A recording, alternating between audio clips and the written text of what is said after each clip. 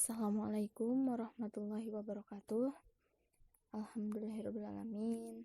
Pada kesempatan kali ini, kami dari kelompok 6 akan membahas tentang kebijakan fiskal dan analisis pendapatan negara dan biaya negara. Nah, sebelumnya izin memperkenalkan diri terlebih dahulu. Nama saya Siti Masito. Saya Nita Putri Ardiani. Baiklah, langsung pada pembahasan yang pertama, kebijakan fiskal menurut para ahli. Yang pertama, menurut Sadono Sukirno tahun 2003, kebijakan fiskal adalah langkah-langkah pemerintah untuk membuat perubahan-perubahan dalam sistem pajak atau dalam pembelanjaannya dengan maksud untuk mengatasi masalah-masalah ekonomi yang dihadapi.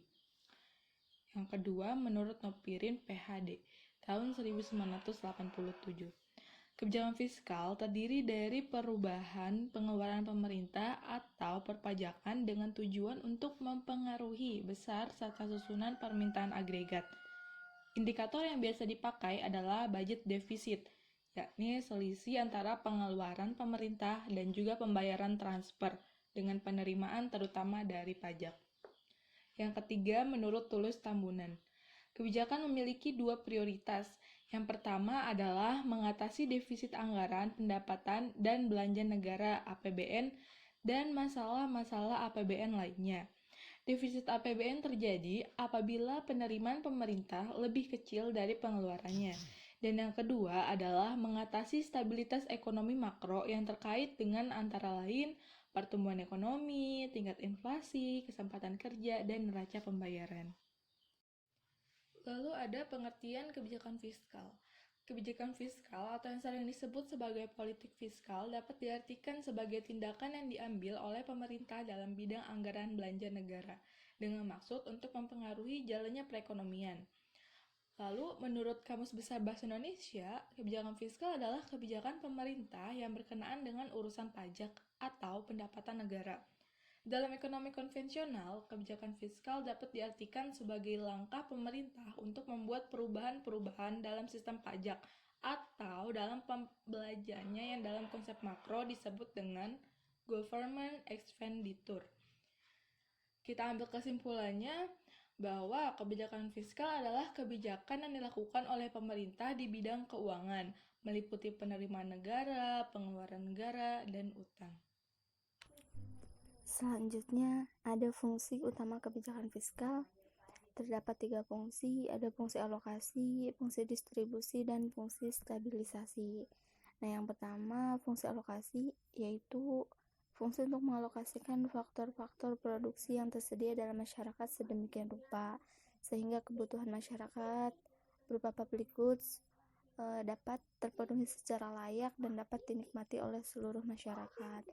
Kemudian yang kedua, fungsi distribusi, yaitu fungsi yang mempunyai tujuan agar pembagian pendapatan nasional dapat lebih merata untuk semua kalangan dan tingkat kehidupan.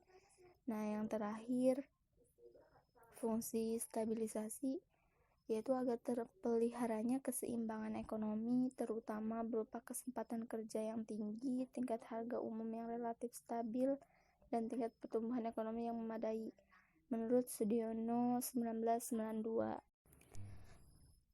Berikutnya, ada asumsi dasar ekonomi makro APBN 2020.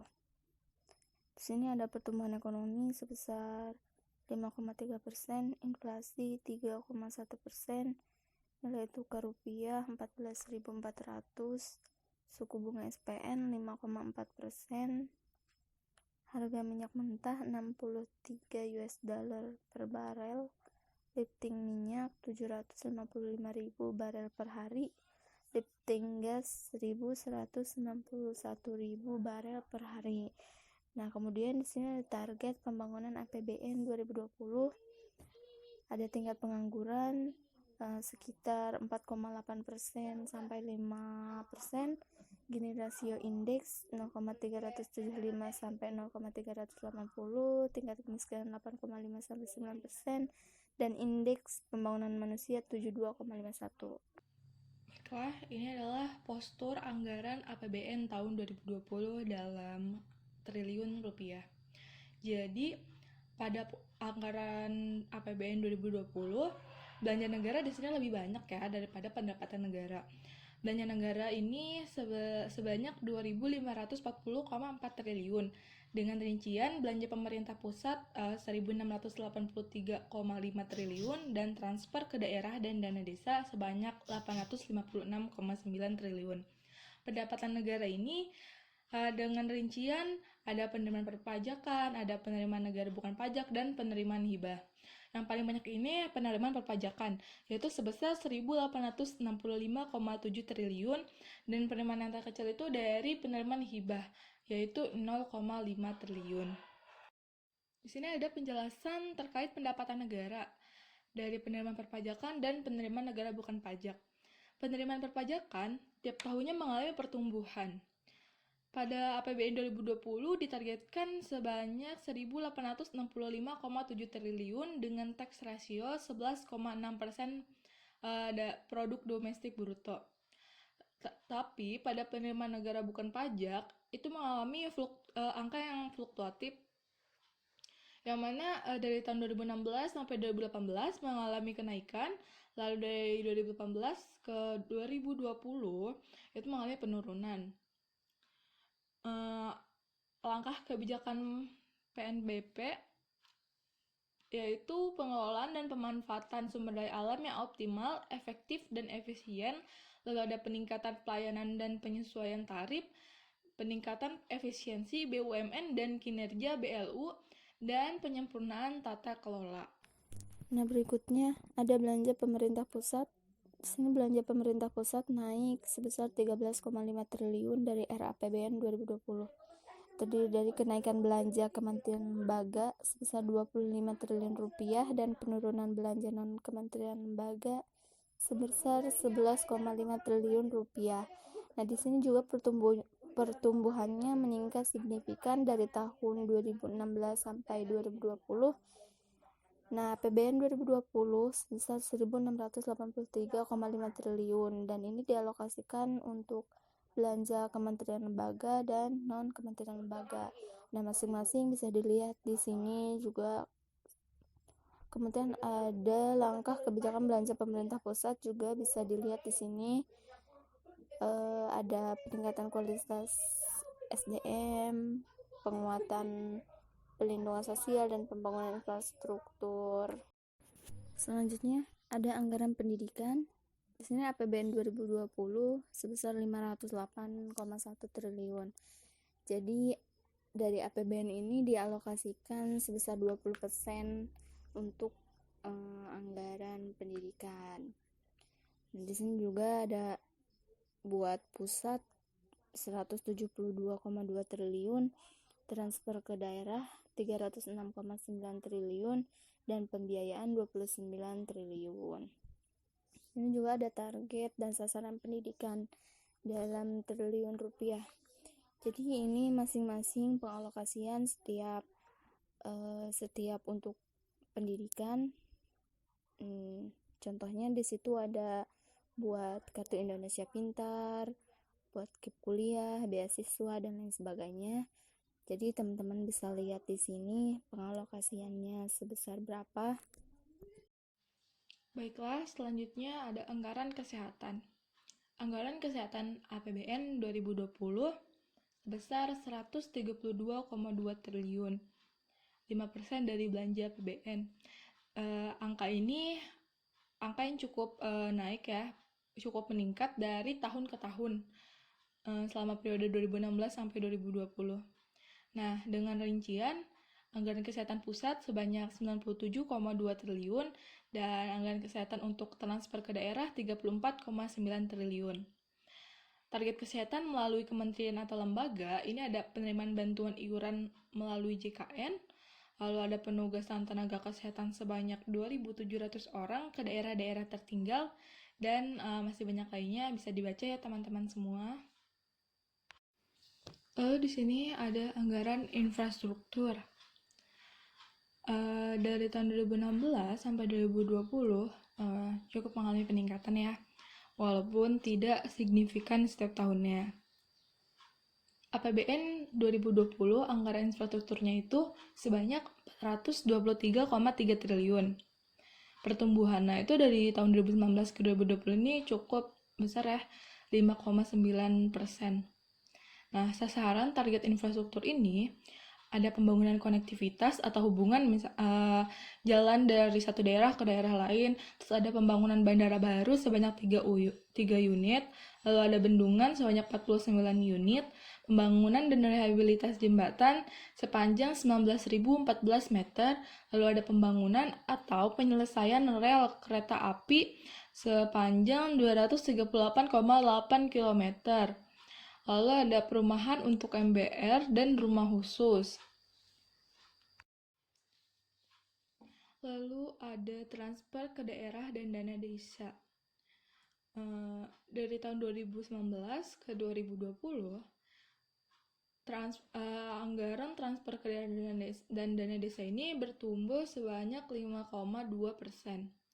Nah, transfer ke daerah dan dana desa ini sebanyak 856,9 triliun dengan rincian transfer ke daerah 784,9 triliun rupiah dan dana desa sebanyak 72 triliun rupiah.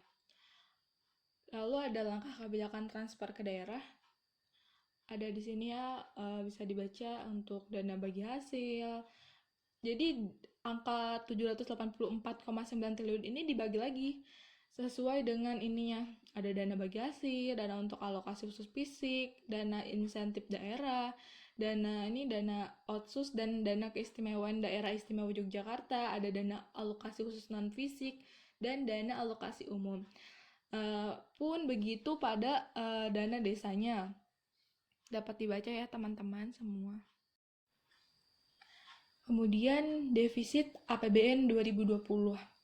APBN tahun 2020 diproyeksikan mengalami defisit sebesar 307,2 triliun rupiah atau sebesar 1,76% terhadap produk domestik bruto, sama dengan defisit rancangan anggaran pendapatan dan biaya negara tahun 2020 agar semakin sehat dan adaptif dalam menghadapi risiko perekonomian.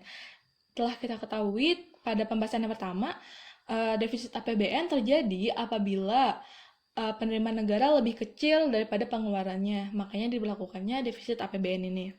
Nah, di sini dapat dilihat teman-teman grafiknya penurunan pembiayaan utang sebagai upaya menjaga kesinambungan fiskal.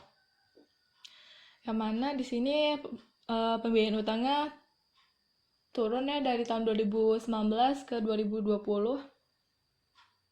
Dapat dilihat defisit anggarannya pun naik sebanyak 1,76%. Keseimbangan primernya itu 12 triliun.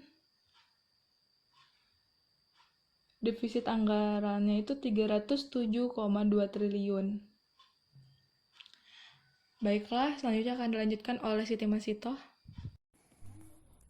Ya, pembahasan yang terakhir ada pembiayaan anggaran. Di sini ada 3 poin. Yang pertama, untuk menutupi defisit APBN tahun 2020, pembiayaan anggaran sebesar 307,2 triliun rupiah atau turun 1,15% dari outlook APBN tahun 2019.